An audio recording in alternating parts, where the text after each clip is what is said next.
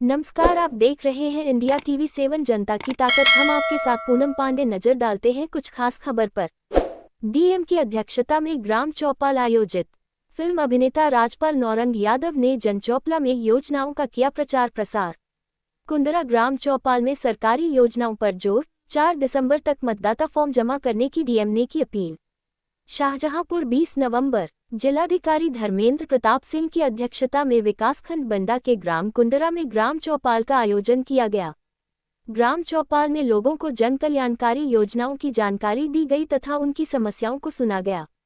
जन चौपाल में फिल्म अभिनेता राजपाल नौरंग यादव द्वारा 3 सड़कें बनवाने की जिला प्रशासन से अपेक्षा की गई थी। जिलाधिकारी ने कहा कि प्रस्ताव शासन में स्वीकृत होते ही सड़क निर्माण का कार्य शुरू करा दिया जाएगा। उन्होंने कहा कि सरकार हर कार्य के लिए तत्पर है, हर योजनाओं का लाभ लोगों को मिल रहा है। उन्होंने कहा कि लोग समस्याओं को लेकर सोशल मीडिया या कार्यालय में आ सकते हैं। सभी लोग मिलकर प्रयास से तथा ऐसे महान अभिनेता के जुड़ने से शासकीय योजनाओं का प्रचार प्रसार जनपद, प्रदेश और देश में तक पहुंचेगा।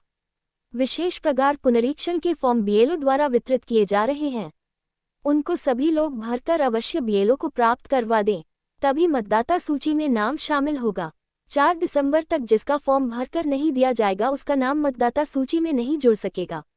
सरकार बेटियों के जन्म से लेकर शादी तक विभिन्न योजनाओं के माध्यम से पैसा दे रही है, इसलिए बेटियों को बोझ न समझा जाए। स्कूलों इंफ्रास्ट्रक्चर से लेकर शिक्षा की गुणवत्ता को बेहतर बनने के लिए कार्य किया जा रहा है। गांव में खेल मैदान, पुस्तकालय, मिड डे मील से आदि विकास कार्य निर्णय किए जा रहे हैं। जन चौपाल में फिल्म अभिनेता राजपाल नौरंग ने प्रशासन का आभार व्यक्त किया तथा जिलाधिकारी एवं पुलिस अधीक्षक सहित सभी अधिकारियों को शॉल ओढ़ाकर सम्मानित किया। इस अवसर पर पुलिस अधीक्षक राजेश द्विवेदी, मुख्य विकास अधिकारी डॉक्टर अपराजिता सिंह, उप जिलाधिकारी पुवाया चित्रा निर्वाल सहित अन्य संबंधित अधिकारी मौजूद रहे। शाहजहांपुर से योगेंद्र सिंह यादव की रिपोर्ट। और आंगनबाड़ी सहायिका का भारी संख्या में वैकेंसी हमारे जिले में निकलने वाली है। सहायिका की निकल गई है, 650 वैकेंसी है। इसके अलावा कार्यकर्त्री की भी लगभग इतनी ही निकलने वाली है। मिनी आंगनबाड़ी कार्यकर्त्री की निकलने वाली है।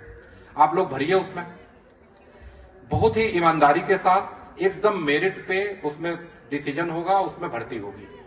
तो आप लोग भरिए, ऐसा ना हो कि जानकारी का अभाव रह जाए। और कई बार ऐसा होता है कि जब डेट खत्म हो जाता है तब आप लोग हमारे ऑफिस में आते हैं, साहब हमारा भरवा दो। तो कैसे भरवा देंगे? आज की डेट में आपको पता है कि कंप्यूटर का जमाना है, कंप्यूटर पे ही सारे फार्म भरे जाते हैं। एक बार अगर लॉक हो गया तो खत्म, उसको कोई नहीं खोल सकता, मैं भी नहीं खोल सकता, कोई भी नहीं खोल सकता। अभी सीडीओ साहब ने घोषणा की है कि आपका जो विद्यालय है वहां पे मिड डे मील का सेट बनेगा, ताकि बच्चे जो है आराम से बैठ करके खाना खा सकें। उनको उसमें कुर्सी मेज बनेंगी, पूरा सेट रहेगा। अभी जो जमीन पे बच्चे खाना खाते हैं तो उनको एक सेट में एक कुर्सी मेज पे बैठ करके खाना खाने की सुविधा मिलेगी। इसी प्रकार से जो भी गांव थोड़ा भी सोचने वाला प्रधान है या थोड़ी भी चीजें हैं, आप देखिए लालपुर के बैठे हुए हैं, इनके यहाँ पीएम श्री विद्यालय है। मैं स्वयं उद्घाटन करने गया था, आप विद्यालय देख के आइए। अमर उजाला की टीम है गांव जंक्शन, उसने जो है उस विद्यालय के बारे में फेसबुक पे अपने वीडियो डाला था। उस वीडियो को 10 करोड़ लोगों ने देखा, पूरे जिले, पूरे देश में। उसने बताया है कि कैसे कोई विद्यालय इतना अच्छा हो सकता है। आप विद्यालय का गेट देख करके आइए, कंप्यूटर लैब देख करके आइए, लाइब्रेरी देख करके आइए, कमरे देख के आइए। हर कमरे में स्क्रीन लगी हुई है, कंप्यूटर लगा हुआ है, बच्चे पढ़ाई कर रहे हैं। पिछले साल तक जितना एडमिशन होता था उससे 1.5 गुना एडमिशन बढ़ गया है। लोग मारामारी कर रहे हैं ऐसे स्कूलों में। सेहरा मऊ दक्षिण में एक स्कूल है, उसको मैंने गोद ले रखा है, आप स्कूल जाके देख के आइए। तीरंदाजी, वहां की लड़कियां तीरंदाजी कर रही हैं आज की डेट में। महिला क्रिकेट में अभी देखा आपने कि भारत जो है विश्व चैंपियन बना। पिछले 6 महीने से सेहरा मऊ दक्षिणी के विद्यालय में लड़कियां हमारी जो कक्षा 5, 6, 7, 8 में पढ़ने वाली हैं, वो क्रिकेट का पिच वहां बनाया गया है, क्रिकेट खेल रही हैं। आप लोगों को भी मैं आमंत्रित करता हूं, किसी के स्कूल में जगह हो, कोई ऐसी चीज हो, वहां के प्रधान को इकट्ठा करिए, मेरे पास लेके आइए, सीडीओ साहब के पास आइए। कुछ न कुछ हम लोग जरूर करेंगे वहां के लिए। अभी हम लोगों ने तय किया है कि कोई ऐसा गांव नहीं होगा अगले 4-6 महीने में जहां पे कम से कम एक फैसिलिटी ना हो। या तो खेल का मैदान हो वहां, या ओपन एक जिम हो, यहाँ लाइब्रेरी तो हम लोग 200 गांव में कंटिन्यू बनवाना स्टार्ट कर दिया है, किताबें शुरू हो गई हैं आना। हर गांव में बनाएंगे कुछ न कुछ, मिड डे मील सेट बनाएंगे, कुछ न कुछ बनाएंगे, जिससे कि आपको फील हो कि गांव में भी काम हो रहा है। मैं एक बार फिर से जो है सभी लोगों को बहुत धन्यवाद देता हूं, और राज्यपाल जी को तो धन्यवाद भी दे रहा हूं, और कुछ ऐसा कहने वाली बात ही नहीं है।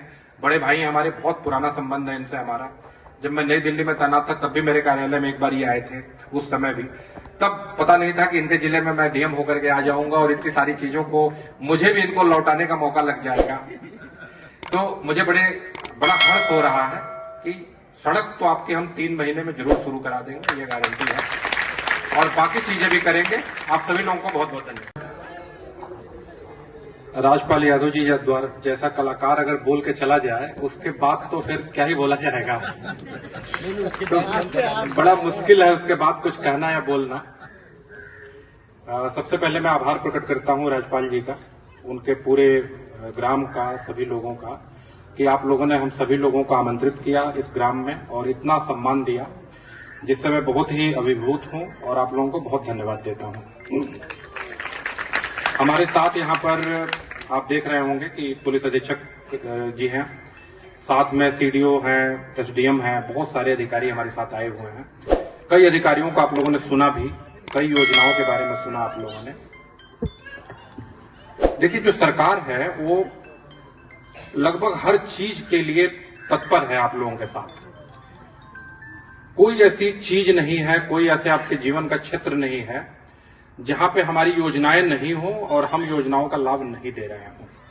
वो अलग बात है कि कई बार योजनाओं का पता नहीं चलता है, कई बार योजनाओं का समय बीत जाता है तब आपको पता चलता है, कई बार कुछ दलाल टाइप के लोग भी सक्रिय हो जाते हैं, बहुत सारी चीजें होती हैं इसमें। और इसीलिए हम लोग लगभग जिले के सभी अधिकारी आपने देखे होंगे कि सोशल मीडिया प्लेटफॉर्म्स के माध्यम से, अपने कार्यालयों के माध्यम से पूरे टाइम कोशिश करते हैं कि आपसे जुड़े रहें, ताकि कोई भी बात हो कहीं से भी तो हम लोगों को पता चल जाए। बहुत छोटी छोटी बातें जो है पता चलती हैं, जैसे अभी इसी एजुकेटर की बात हुई कि सीडीओ साहब ने कैंसिल किया उसको। आपको जान के आश्चर्य होगा कि आप ही के जिले के एक बहुत छोटे आदमी ने, एक छोटे गांव के छोटे से जगह के रहने वाले एक आदमी ने मुझे फेसबुक पे मैसेज किया कि साहब इस तरह से धांधली हो रही है इसमें। उसके बाद मैंने इनको अपराजिता को बोला, इन्होंने पूरी फाइल निकलवा के देखी, फिर पाया गया कि नहीं, ये तो बड़ी धांधली है, छोटी बात नहीं है इसमें। और आप लोगों ने देखा होगा कि इतने दिनों में हम लोगों ने उसकी जांच पड़ताल करके अब कल हम लोग उस निष्कर्ष पे आ गए कि उसको कैंसिल भी कर दिया, एजेंसी को ब्लैक लिस्ट भी कर दिया, ताकि वो भविष्य में कोई इस प्रकार का काम न कर पाए। तो इस तरह की चीजें पता चलती हैं। पुराने जमाने में जो राजा महाराजा होते थे, आप लोगों ने सुना होगा, उनके गुप्तचर होते थे, वो दुनिया भर की सूचनाएं ला के दिया करते थे।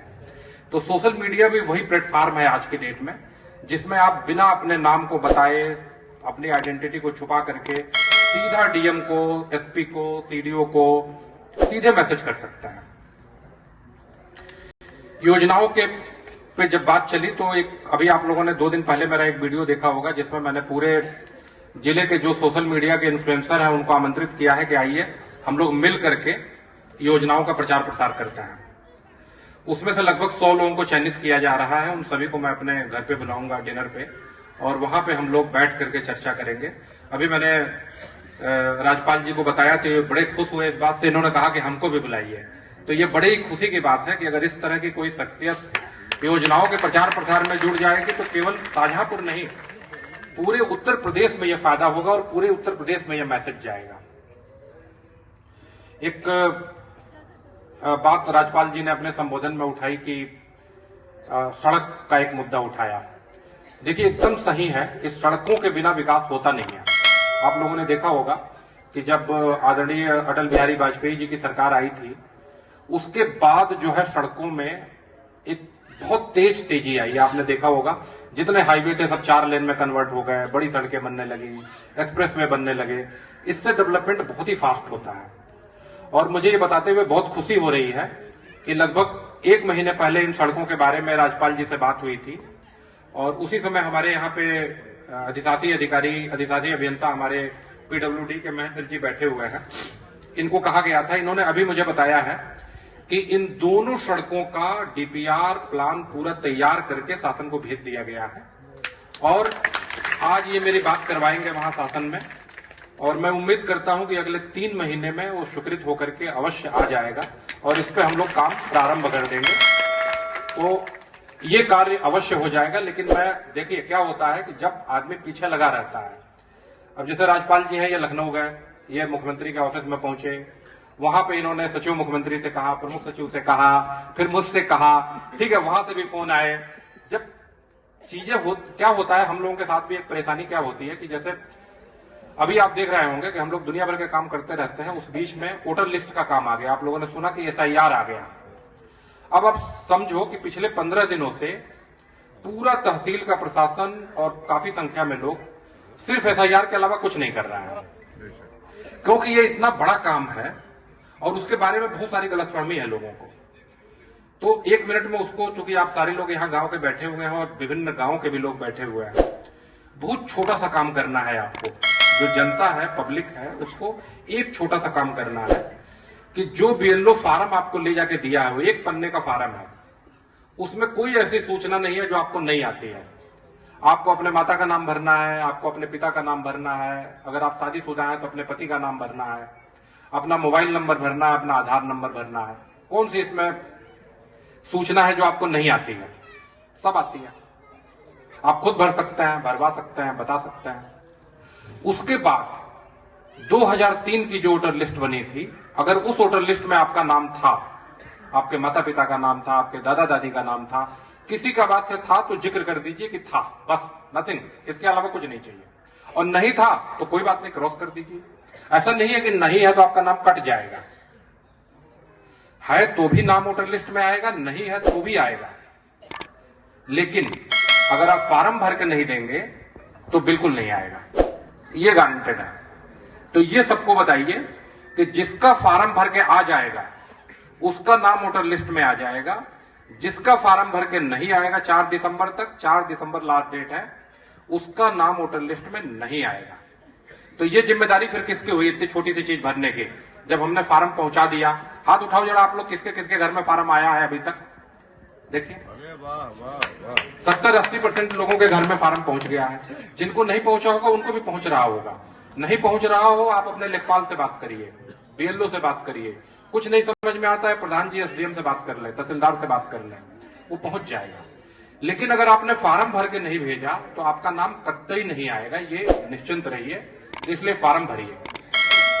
जितनी हमारी महिलाएं बैठी हैं, लड़कियां बैठी हुई हैं, देखिए गवर्नमेंट ने महिलाओं के लिए इतनी योजनाएं लागू कर रखी हैं कि बच्ची के पैदा होने से लेकर के और उसके शादी तक की सारी जिम्मेदारी सरकार ने उठा रखी है। इसके बाद भी अगर आप लोग, बच्ची पैदा होती है तो आप लोग दुखी होते हैं, तो फिर तो कोई बात ही नहीं है भाई। अब आपकी इसके बाद क्या जिम्मेदारी बच गई? सुरक्षा देने के लिए पूरा पुलिस प्रशासन बैठा हुआ है आपके सामने। जैसे ही बच्ची पैदा होती है 5,000 रुपए सीधे खाते में पहुंच जाता है। टीका लगवाया आपने 3,000 और 2,000 और पहुंच गया। कक्षा 1 में एडमिशन कराया 3,000 और पहुंच गया। फिर हाई स्कूल पास किया, इंटर पास किया, ग्रेजुएशन में एडमिशन लिया, पैसे पहुंचते रहते हैं पूरे टाइम। और आपको शादी करनी है, 1 लाख रुपए शादी के लिए, गरीब घर की बच्चियों के लिए 1 लाख रुपए सरकार ने कर दिया है। जो पहले 50,000 हुआ करता था, सीधा 1 लाख रुपए में शादी कराई जा रही है। उसमें से कुछ अमाउंट सीधे उसके खाते में चला जाता है, उसको एक FD बना दी जाती है, खाते में चला जाता है। तो क्या चाहिए आपको? आप सोचो, सारी चीज कर रखी है। अभी